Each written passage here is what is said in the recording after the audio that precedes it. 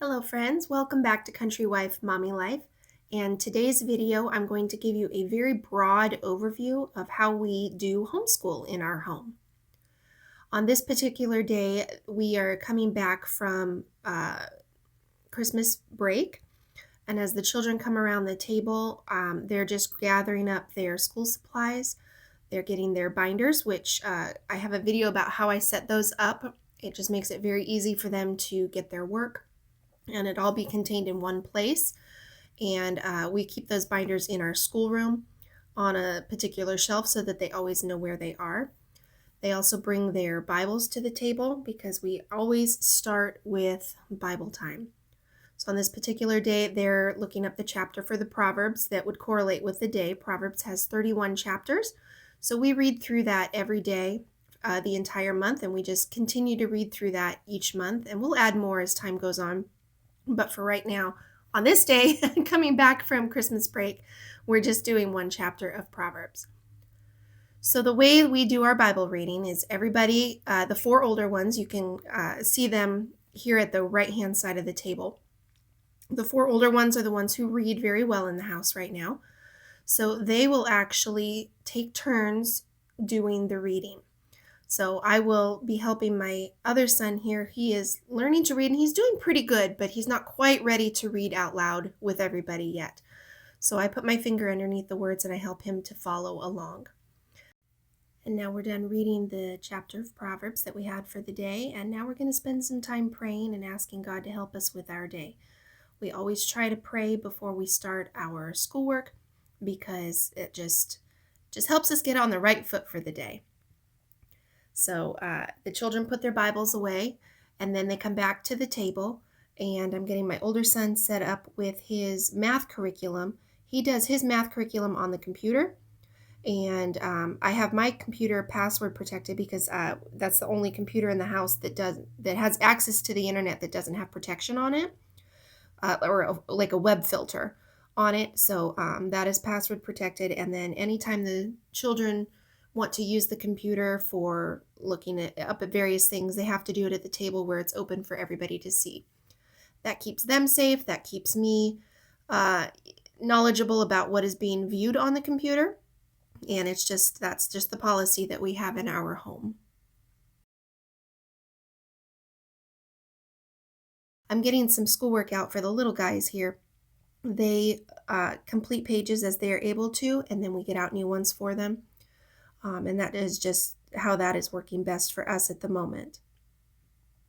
So my older son is starting with his curriculum there for math, and the other ones are already working on their math homework.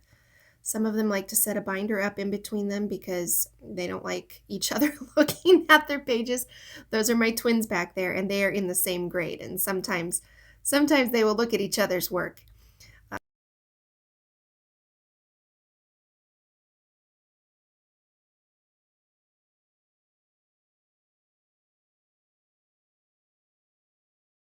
My one son is raising his hand. We try very hard to not have talking or a bunch of excess noise at the table. That allows everybody to work in quiet and so that they can concentrate on what they're working on.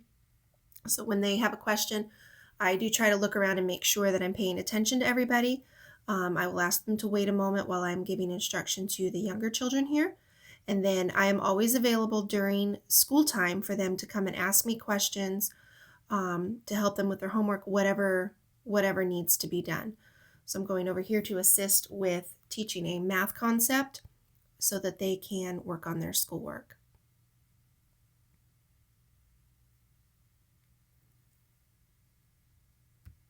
And certainly as they get done with their subject, they're allowed to move on to the next subject. So my one son here got done with his math homework, and we got his language arts homework pulled out. And now he is beginning to work on that as everybody else is finishing up math.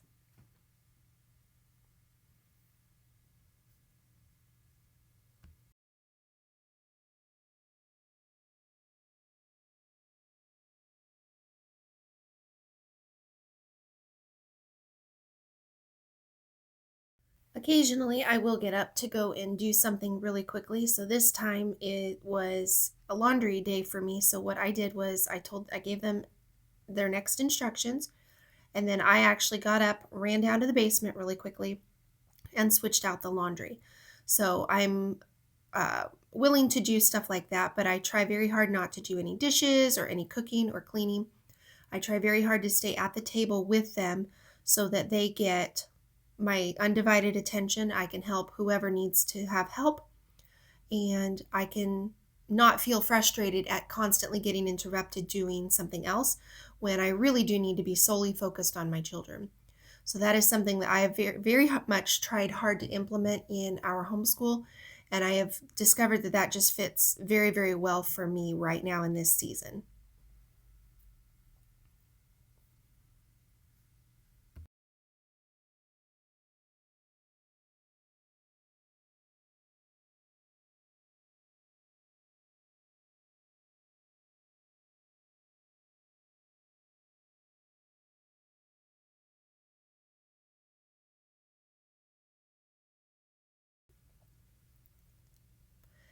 The children keep going through their things, and they get up and come to me when they are finished, and I look through their work and make sure that they have understood the concepts for the day, and that they have done what they are supposed to for the day.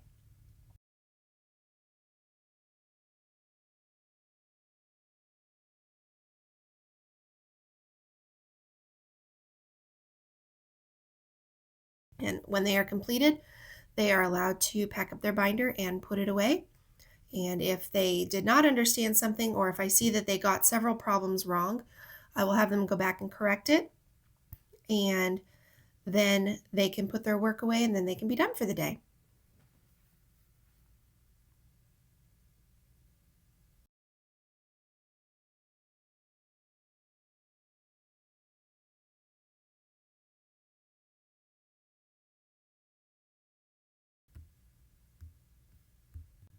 My other son is now finishing up with his schoolwork, and he had struggled with this concept today.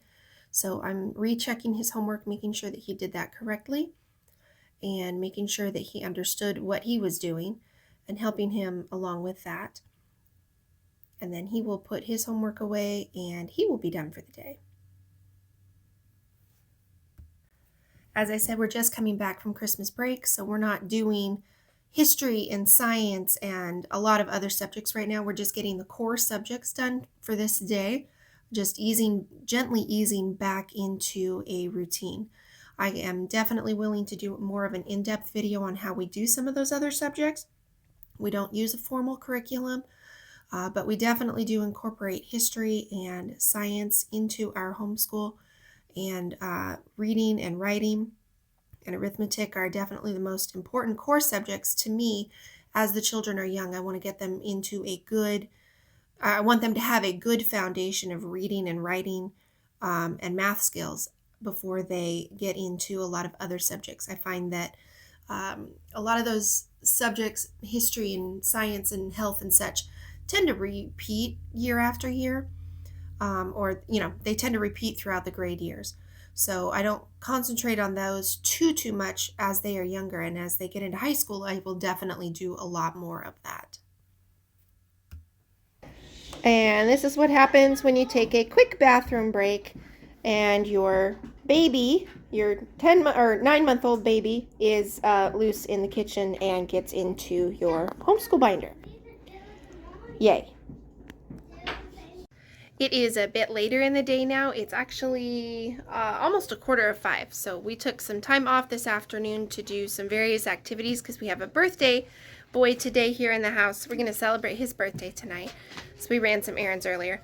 But we're going to finish up our homeschool day with some reading. So my reader here is going to learn the long U sound. So I thought I'd take you along and show you how we do that.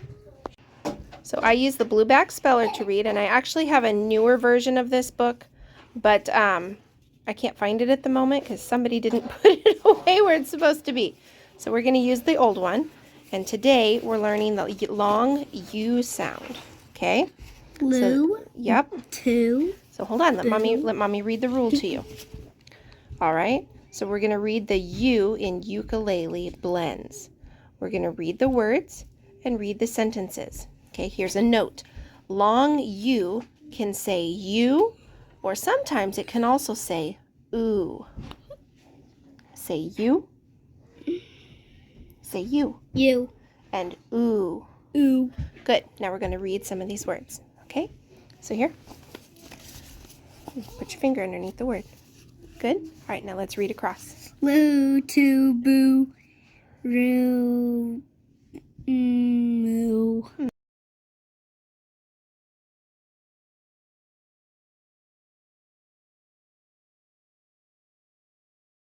Okay, now let's read this. Now this is going to have a U sound. Okay, so let's read the word.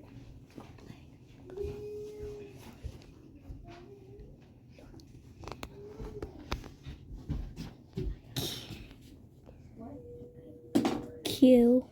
Q. Cube. What is it? Cube. Cube. Next word.